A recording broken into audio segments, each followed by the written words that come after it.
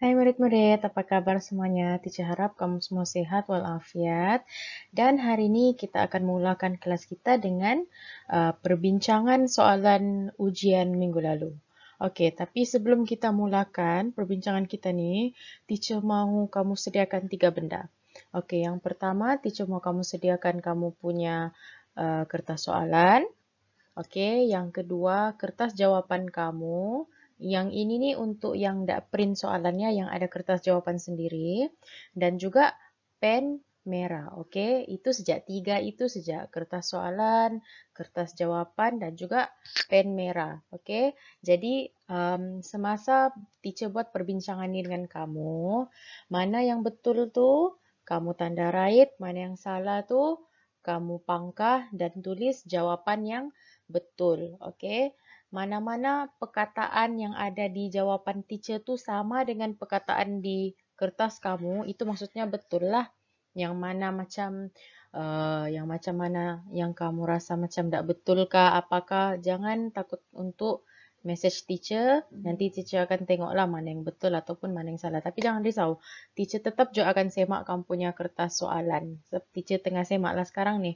Okey, jadi kita akan mulakan perbincangan kita. Okey?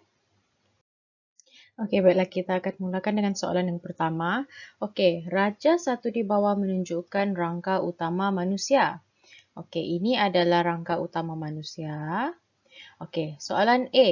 Namakan rangka utama manusia berdasarkan raja satu.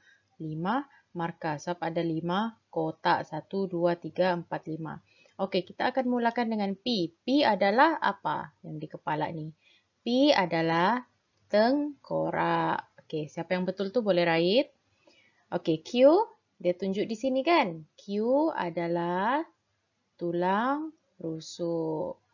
Okey, untuk R pula. R dia tunjuk di sini.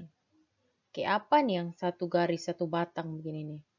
Ini adalah tulang belakang, di belakang kita ni. Okey, seterusnya S. S ni tunjuk di bahagian sini pula. Apakah tulang S? Okey, tulang S ialah tulang tangan. Yang ini tulang tangan kita. Okey, daripada sini sampai ke sini adalah tulang tangan. Okey, untuk T pula di sini. T ialah tulang kaki. Okey, senang sejak soalannya. Okey, B. Berdasarkan raja di atas, bahagian manakah yang membentuk pergelangan tangan? Ini adalah pergelangan tangan. Jadi bahagian mana? Bahagian P kah, Q kah, R kah, S kah atau T? Okey, bahagian tulang tangan ataupun bahagian S. Kalau kamu jawab tulang tangan, betul. Kalau kamu jawab bahagian S pun betul. Okey, soalan yang seterusnya. Didapati tangan Amirul bengkak apabila tulang tangannya patah. Beri satu inference tentang pemerhatian di atas. Okey, inference ni adalah sebab. Beri satu sebab tentang pemerhatian di atas. Beri satu sebab kenapa tangan Amirul bengkak selepas tulang tangannya patah. Okey, jawapannya ialah tangan Amirul bengkak kerana pengaliran darah dalam sistem peredaran darah terganggu. Kenapa pula? Sebab apabila tulang kita patah, contohnya palm patah, tulang kita tu akan melanggar kita punya saluran darah. Dia akan langgar saluran darah dan contohnya ini saluran darah kan. Dia akan langgar saluran darah dan berkemungkinan dia akan menghimpitkan saluran darah tu. Jadi saluran darah tu tidak dapat mengalirkan darah. Jadi itu boleh terjadinya bengkak. Okey, sebab kalau tulang tangan patah ataupun mana-mana tulang patah, dia akan mengganggu peredaran darah. Sebab di tulang kita, di bahagian tangan kita ni ataupun di kaki mana-mana lah badan kita, tulang tangan ni dikelilingi dengan saluran darah. Jadi apabila patah, automatically dia akan mengganggu saluran darah. Okey. Seterusnya, D. Nyatakan satu fungsi bagi bahagian P. Okey, bahagian P tadi adalah tengkorak. Jadi apakah fungsi bahagian P? Apakah fungsi tengkorak? Okey, fungsi tengkorak senang saja, melindungi otak. Okey, kalau kita contohnya, wallahualam, kalau ada seseorang ni mengalami kemalangan, okey, mengalami kemalangan motosikal, dia kan pakai helmet. Okey, dia pakai topi keledar ataupun pakai helmet. Kalau dia accident, okey, kalau contohnya orang tu accident, dia contohnya dia accident, kepala ni dia tidak terus terkena otak kita sebab ada tengkorak yang melindungi otak kita. Okey. Okey, seterusnya ialah soalan yang kedua. Raja 2 menunjukkan hidupan yang tinggal di ladang kelapa sawit. Ladang Bukit Tabin. Okey, jadi kamu kena lihat di Raja 2 ni ada tikus, ada ular, ada burung hantu, ada kelapa sawit. Ini kelapa sawit. Okey, ada banyak kelapa sawit dan juga ada tupai. Nampak yang kecil ini adalah tikus. Okey. Soalan A, bina satu siratan makanan yang melibatkan semua hidupan di atas. Maksudnya kamu kena masukkan semua ni dalam satu siratan makanan. Okey, ada dua ya, ada dua. Satu rantai makanan, satu lagi siratan makanan. Kalau rantai makanan ni, dia cuma ada satu cabang. Dia lurus saja. Okey, kalau siratan makanan ni, dia bercabang-cabang. Siratan makanan ni ialah gabungan daripada gabungan lebih daripada satu rantai makanan. Maksudnya rantai makanan tu dia digabung-gabung untuk menjadi siratan makanan. Okey. Untuk membuat siratan makanan ataupun rantai makanan, dia kena ada pengeluar. Kebiasaannya pengeluar ni adalah tumbuhan. Okey. Kedua, pengguna primer. Kebiasaannya pengguna primer ni dia adalah herbivore ataupun omnivore. Okey, apa tu herbivore? Herbivore tu adalah haiwan yang memakan tumbuh-tumbuhan sahaja. Okey, kalau omnivore ni adalah gabungan. Dia boleh makan haiwan dan dia pun boleh makan tumbuh-tumbuhan. Pengguna primer ni makan pengeluar. Okey, seterusnya yang ketiga, pengguna sekunder. Kebiasaannya pengguna sekunder ni adalah karnivor ataupun omnivore. Okey, apa tu karnivor? Karnivor tu dia boleh makan haiwan sahaja. Okey, dia boleh makan haiwan yang lain. Dan omnivor tu seperti apa yang teacher cakap tadi, omnivor adalah haiwan yang boleh makan tumbuh-tumbuhan dan haiwan yang lain. Kalau pengguna tertia, maafkan teacher, pengguna sekunder ni makan pengguna pertama. Kalau pengguna tertia ni dia adalah karnivor ataupun omnivor. Okey, karnivor makan haiwan yang lain, omnivor boleh makan tumbuh-tumbuhan, boleh makan juga haiwan yang lain. Dan kebiasaannya pengguna tertia ni akan makan pengguna sekunder. Okey. Untuk membuat rantai makanan ataupun siratan makanan kena ada anak panah. Anak panah yang ada tajam di depan sini. Maksudnya ni adalah dimakan oleh. Alright. Tapi kebanyakannya antara kamu ni, teacher cek kamu punya kertas soalan, jawapan kamu selalu gunakan yang begini. Lurus begini saja, tak ada tajam-tajamnya. Contohnya, rumput, garisan begini, lepas tu belalang. Teacher boleh terima kan ni? Tidak, teacher tak boleh terima. Kamu kena gunakan anak panah yang ada tajam di depan ni. Baru menunjukkan dimakan oleh. Kalau kamu jawab begini, teacher mungkin bagi separuh markah saja.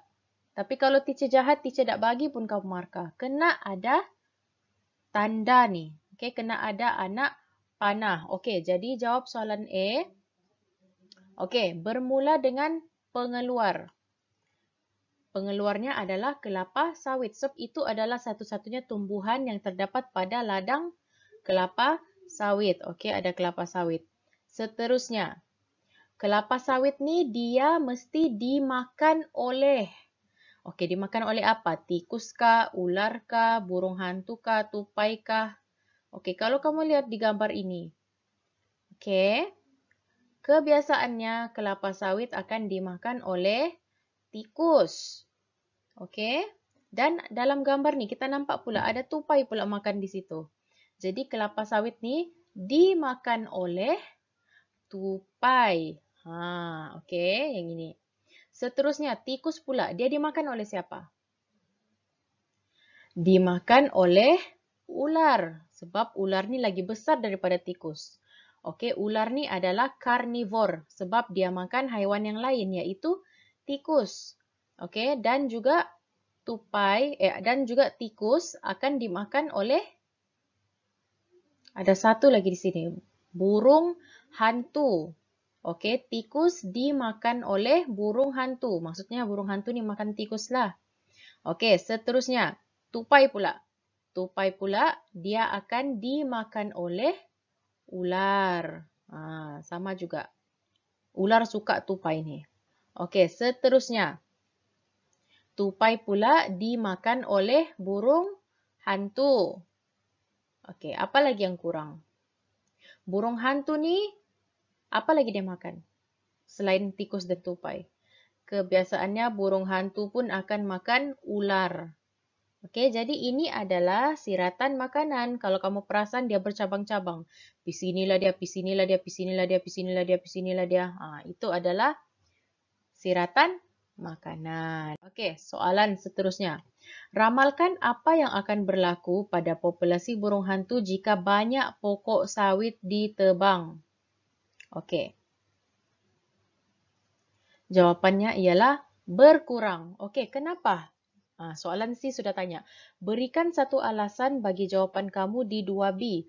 Kenapa? Okey, sebab kamu kena fikir. Kalau pokok ditebang, tikus mau makan apa?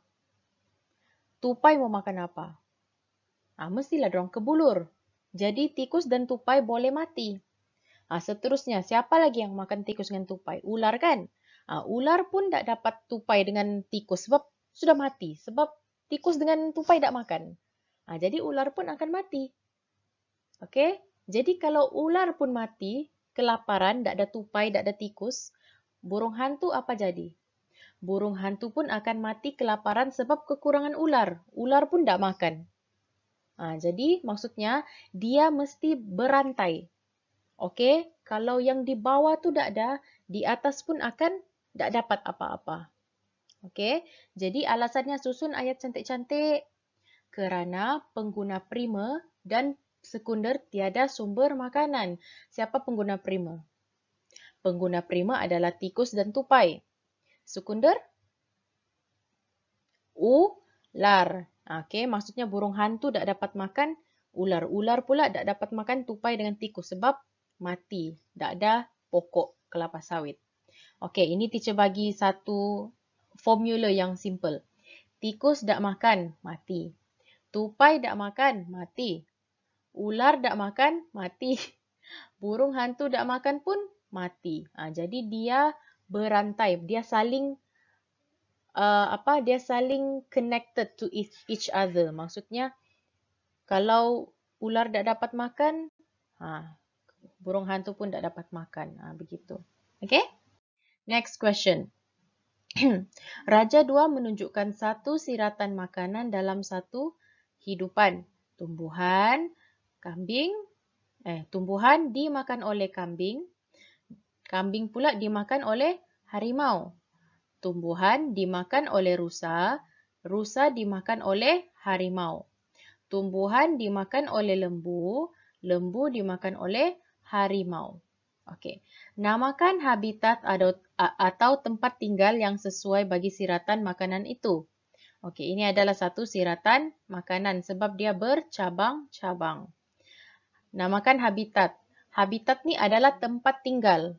Okey, contohnya ladang kelapa sawit tu pun adalah satu. Okey, ladang kelapa sawit tu pun adalah salah satu tempat tinggal. Laut,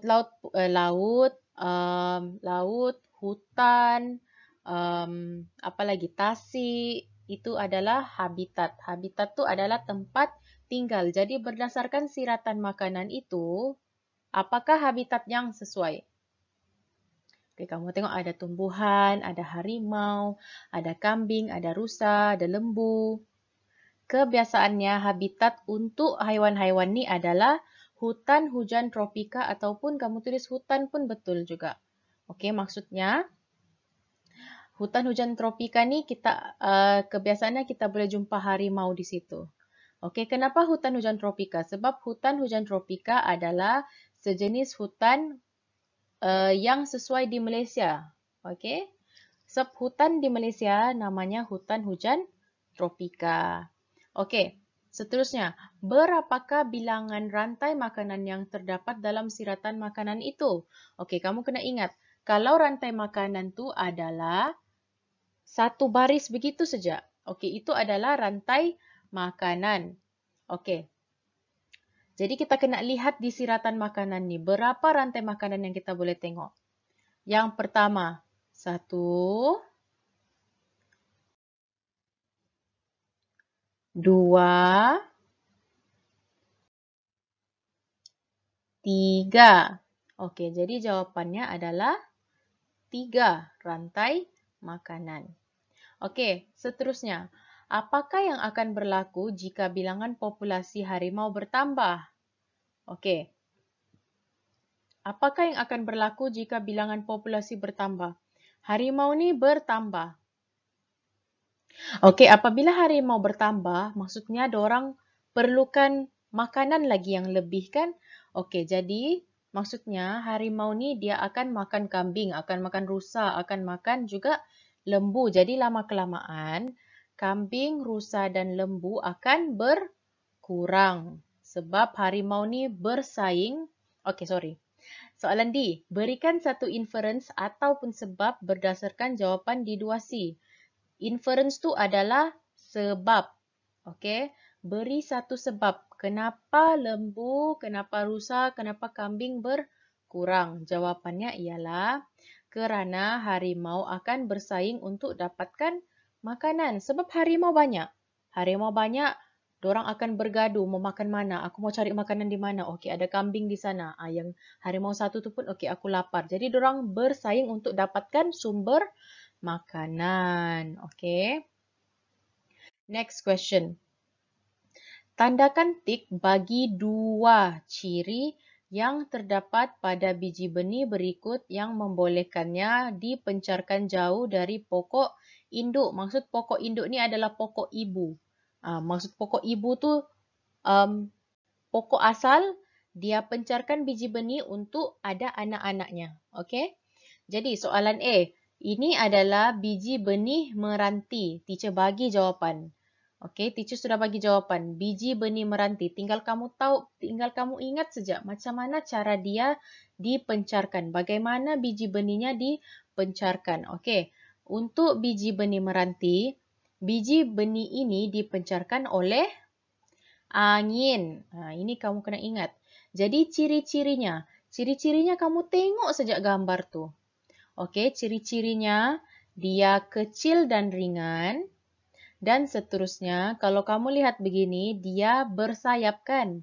Dia ada banyak sayapnya. Jadi, dia cakap di sini, bersayap atau berbulu halus. Okey, adakah dia bercangkuk? Tidak. Biji benih meranti tidak bercangkuk. Okey, ini adalah 2 ciri-cirinya. Okey, kena baca soalan. Di soalan cakap 2 ciri, jadi kamu kena jawab 2 ciri. Kamu tik 2 ciri. Okey. Next question, B. Ini adalah bunga teratai. Okey. Jadi kamu kena ingat, macam mana biji benih ini dipencarkan? Okey, biji benih ini dipencarkan oleh teratai tinggal di mana? Teratai tinggal di atas tasik kan? Jadi biji benih ini dipencarkan oleh air. Okey, ciri-cirinya. Kamu lihat sejak gambar ni, kamu terus dapat tahu jawapannya. Mempunyai kulit yang kalis air. Betul. Sebab apabila kamu tuangkan air di teratai, dia tidak menyerap air tu. Dia tidak menyerapkan air. Air tu macam dalam bentuk gumpal-gumpalan begitu kalau kamu siram di teratai. Okey, dan seterusnya mempunyai pudung berongga. Kamu lihat gambar tu. Okey, teacher lukis di sini. Ini adalah pudung berongga. Kamu nampak ni yang macam biji-biji ni. Teacher gelik nampak sebenarnya. Okey, ini adalah pudung berongga. rongga. Jadi ada 2 sudah ciri. Okey, seterusnya C. Ini adalah buah keembung. Okey, jadi buah keembung kamu kena ingat, kamu lihat di sini, kalau buah keembung ni kebiasaannya, kamu lihat gambar pun kamu boleh tahu macam ada isi di dalamnya. Okey, dan buah keembung ni dia akan dia akan pencarkan biji benih oleh mekanisme letupan. Sebab dalam tu ada isi, tinggal dia begitu saja. Okey, jadi ciri-cirinya, tengok gambar pun tahu, keras dan kering apabila matang. Okey, dinding buah akan pecah dan biji benih tercampak keluar apabila buah matang. Okey, kamu pun boleh tahu buah keembung ni mana ada rongga udara? Tak ada sebab dia tertutup. Okey, jadi boleh dapat tahu sudah dua-dua ni adalah ciri-cirinya. Okey, next question. Okey, Raja 3 menunjukkan 2 jenis tumbuhan, M dan N, yang masing-masing ditanam di luar rumah. Tumbuhan M dan N tidak disiram air selama 1 minggu. Okey, ini adalah tumbuhan M, ini adalah tumbuhan N. Okey, tumbuhan M ni adalah pokok kaktus. Okey, tumbuhan N ni apa? Kalau kamu lihat begitu pun, kalau teacher nampak begini pun, teacher tak tahu apa namanya. Tapi, teacher boleh nampak di sini daunnya nipis dan lebar. Dan kamu tengok dia punya batangnya. Batangnya ni mudah melentur. Dia macam boleh bergoyang begitu. Okey? Jadi soalan A. Apakah yang akan terjadi kepada kedua-dua tumbuhan itu selepas seminggu? Ramalkan. Ramalkan ni kamu kena buat anggapan. Okey, buat anggapan. Apa akan jadi dengan kedua-dua tumbuhan selepas seminggu? Okey, untuk M, walaupun dia tidak disiram, apa akan jadi dengan dia selepas seminggu? Tumbuhan M masih hidup. Okey, itu nanti dulu jawab kenapa. Okey, how about tumbuhan N? Yang ini nih. Okey, dia akan layu ataupun mati. Okey, why? Why? Soalan B sudah tanya, berikan satu inference. Inference adalah sebab. Kamu kena ingat, inference adalah sebab. Okey, kenapa tumbuhan M hidup? Kenapa tumbuhan N layu ataupun mati? Okey, sebab ini kamu kena ingat. Kamu kena ingat ciri-ciri khas bagi setiap tumbuhan ini. Okey, untuk tumbuhan M, teacher yakin dan pasti kamu di rumah mesti ada pokok kaktus kan? Okey. Kenapa dia boleh hidup selepas 1 minggu walaupun dia tidak disiram? Okey, sebab ini tertutup pula. Tumbuhan M boleh hidup tanpa air kerana mempunyai batang yang tebal. Okey, ini teacher tertutup pula sebab ada kamera teacher. Jadi jawapannya ialah tumbuhan M boleh hidup tanpa air kerana mempunyai batang yang tebal. Okey, apabila pokok kaktus mempunyai batang yang tebal, dia menyimpan air di dalam. Jadi dia tidak mempunyai masalah untuk kehilangan air sebab dia simpan air dalam batangnya. Okey, how about tumbuhan N pula? Tumbuhan N ni. Okey, kita buat pembetulan di situ. Tumbuhan N layu ataupun mati kerana kekurangan air untuk hidup. Okey, itu adalah sebabnya kenapa dia boleh layu ataupun mati. Okey, next question. Nyatakan satu maklumat berkaitan kedua-dua tumbuhan tersebut. Ini dia minta satu maklumat sahaja. Okey. Apa yang teacher tulis di sini, kamu tengoklah di jawapan kamu. Satu maklumat pun sudah cukup. Teacher bagi markah juga. Okey, maklumatnya untuk tumbuhan M. Daripada gambar ni, apa maklumat yang kamu boleh extract? Extract tu apa yang kamu boleh dapatkan dalam gambar tu? Okey, tumbuhan M. Kamu nampak di sini tumbuhan M, bunga kaktus, pokok kaktus. Dia ada duri yang tajam dan juga batangnya tebal. Okey, jadi kamu boleh tengok jawapan teacher. Tumbuhan M mempunyai duri yang tajam dan batang yang tebal. Okey, kalau kamu jawab duri yang tajam pun betul. Kalau kamu jawab batang yang tebal saja pun betul. Sebab dia minta satu maklumat sahaja. Okey, next one. Tumbuhan N pula. Okey, kamu lihat sejak di gambar ni. Kamu tengok daunnya, kamu tengok batangnya. Okey, jadi tumbuhan N mempunyai daun yang nipis dan batang yang mudah melentur. Sebab teacher nampak di gambar tu pun teacher boleh tahu. Batangnya sangat nipis. Dia senang melentur. Okay. Okay, next question. Apakah tindakan yang perlu dilakukan supaya tumbuhan N boleh terus hidup? Okay, jawapannya senang saja. Okay, tumbuhan N perlu disiram dengan air setiap hari. Okey, jadi itu sejak perbincangan kita pada hari ini. Teacher akan teruskan menyemak kamu punya jawapan dan teacher harap kamu terus bersemangat untuk join PDPR. Elakkan, teruskan menjawab tugasan yang teacher bagi. Teruskan rajin baca buku, jangan selalu main. Kalau ada kelas, harap-harap kamu boleh terus hadir mengikut jadual yang sudah ditetapkan. Jadi itu sejak untuk hari ini. Okey, terima kasih murid-murid. Assalamualaikum.